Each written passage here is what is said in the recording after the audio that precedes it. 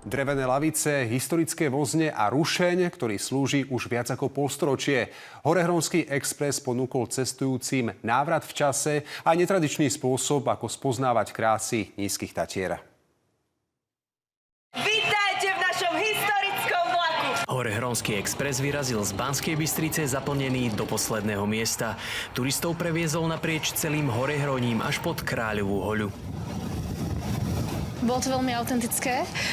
Vychutnať si tú jazdu v tom drevenom vlaku je to úplne iné ako v tých moderných. Prvýkrát sme v takomto historickom vlaku, ale zážitok výborný. Chceme spoznať prírodu hlavne a zažiť aj jazdu vláčikom. Na čele súpravy bol diesel elektrický rušeň vyrobený v Československu v 60. rokoch.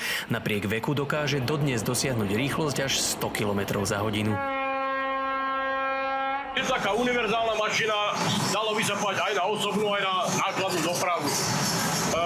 Jej ako vlastnosťou hlavnou je veľmi spoľahlivá tá mašinka. Vozne za rušňom pamätajú ešte staršie časy.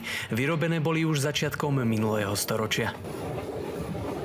Tieto vozne, to je stavba CI, boli vyrábané po roku 1900. Sú to dvojnápravové vozne.